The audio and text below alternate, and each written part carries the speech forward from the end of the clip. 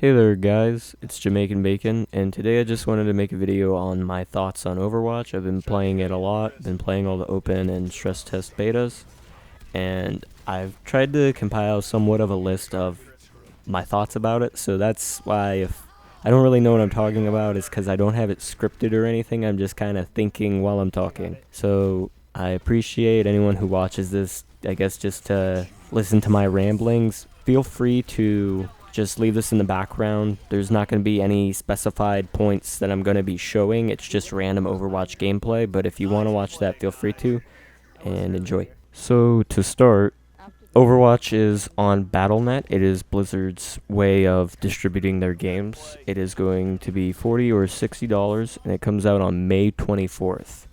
It's an arena-based team shooter, 6v6, with game modes such as Payload or King of the Hill, Capture the Point. If you haven't seen gameplay on it, feel free to go look up a video before listening to this, I guess. And then it might make a bit more sense the rest of the game I'm talking about. Okay, so next I just kind of wanted to talk about the in-game settings. When I mean the in-game settings, I mean like the graphical settings, the keyboard bindings, all that. So Overwatch has just absolutely everything I personally could ever desire. So there were I'll start with video settings. So the video options, the only thing I really didn't see was the ability to uncap your frame rate, which might be kind of nice, but they did have display based, so it was only going to do it depending on your display, so I guess so it wasn't running too high maybe. I don't really know their thoughts behind that, but that was really the only setting that wasn't there. You know, if you wanted bilinear or whatever type of AA and lighting settings, they were all there. If you wanted, I don't know, VSync, I guess like I said, bilinear, trilinear, all that.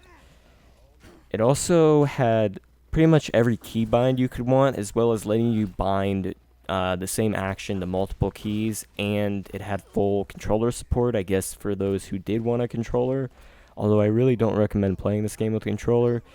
Even the bindings you could also customize per character.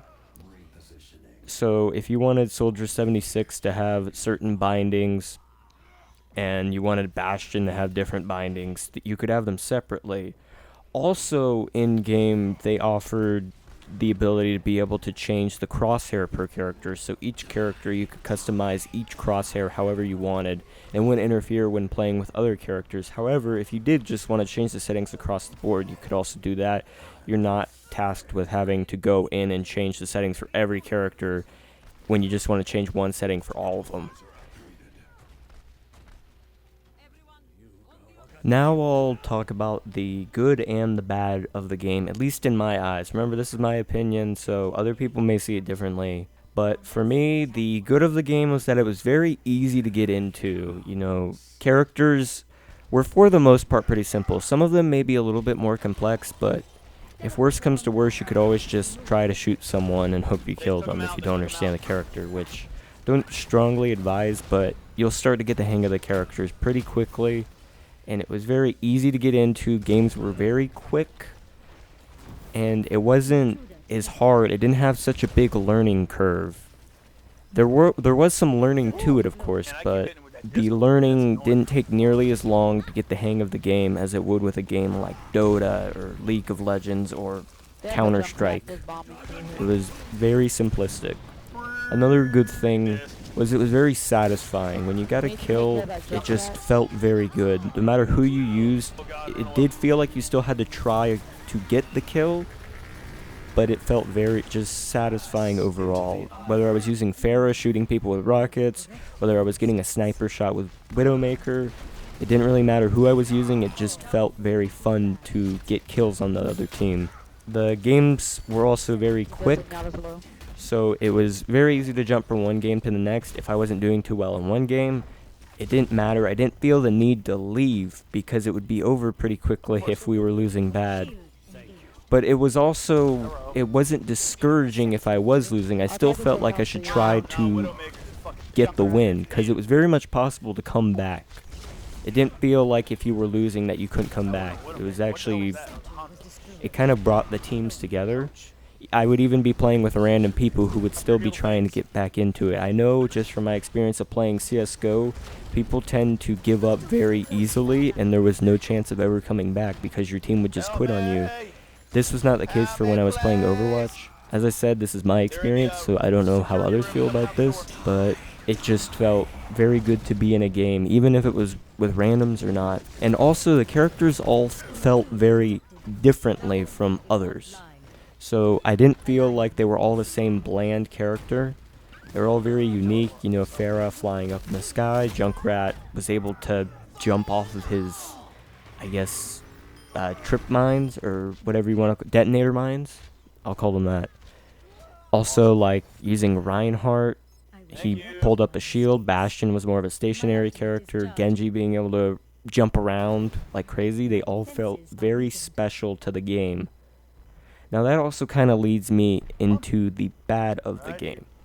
One of my worries is balance. I didn't feel like there was a reason to use all the different characters while playing. I mean, of course, it also depends on who your team is using, but for the most part, I was leaning towards people like Genji, McCree, definitely Reinhardt.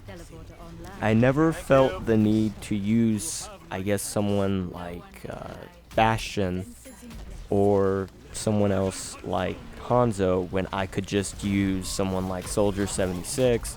I could use someone like Pharah. I could use someone like Genji who can just instantly reflect and kill someone. I mean, for the most part, the balance was really good, but that is just kind of my concerns for the future of the game since this was just beta. But if they keep nailing down the patch updates, I think they can do a good job. Now my next point is it felt very reliant on the ultimate moves that each character has. Like, I didn't feel like I could do as much until I reached my ultimate move. So, you know, say I'm getting 2 kills with Soldier 76, well, then I can just wait for my ultimate, pull out his aimbot move, and kill like 5 people. But until I get that ultimate, I don't feel like I can kill those 5 people. Now, I know that's a lot to ask for, to be able to just kill 5 people like that. But it feels like you're leaning towards getting more kills with the ultimates, but I just don't want them to make it something you're reliant on. People would use Hanzo, and they would just use his dragon move to try and win the game. They wouldn't try to win the game unless they had the dragon move. They shouldn't make it feel reliant. Almost everyone was just relying on their ultimate moves to try and win, but you should feel like you are pushed to win without them. Now, if you're creaming the other team, then of course it's not a big deal, but just Blizzard, don't make it reliant.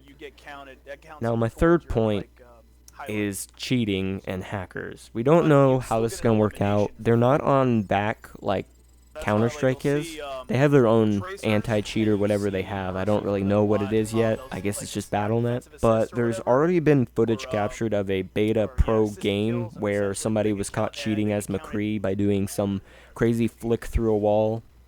And if there's already people cheating, they need to make sure they're cracking down on that now and not later. Okay, so now I'm going to talk about the longevity of the game. Now, people are going to start by paying that $40 to $60 expense to buy the game, but after so long of updates, then it gets to where Blizzard's needing to make more money for the game. That's just how the business of making games works. That's why CSGO has the crate system that they do. That's why Battlefield has started adding all those season passes, and I think Battlefield even has crates at this point. To start the game, you do get crates every time you level up, although if they do plan on having people buy gold or something else, I don't really see the point in it. There's not really a point in buying gold when the drop rate on the gear, the skins, the sprays, and all that is so good that you can get all of it if you had the closed beta. There were some people who did, in fact, have all of the skins in the game. And if they have all the skins in the game, then there's nothing else to spend money on. And then Blizzard's not getting any money, they can't keep updating the game, and so forth. So I guess they just need to make sure that they are adding more and more content on that end. Not that I want them to fill the game with a bunch of microtransactions, but just so they are still making sure they're getting enough money to be able to release updates, because that's really what I want. Is I want more and more updates. If they're not getting money, they can't update the game. Also, the maps are all very fun, but they're of course going to need to add more maps, and that kind of also goes into the money thing. They need to make sure they're securing enough money to be able to continue to release updates. I guess for right now, they should be fine with those 9.7 million people who tried the open beta, but that does not guarantee a sale just because they tried something that was free. So just Blizzard needs to continue to release more and more content. Hopefully keep the market all good and making sure they can continue to release updates. Those are just my thoughts on Overwatch. Feel free to let me know what you guys think about the game. I hope you enjoyed this rambling of Jamaican Bacon's thoughts on Overwatch. I may try to make more videos like this in the future, I guess. I usually make tutorials, but this was something different this time.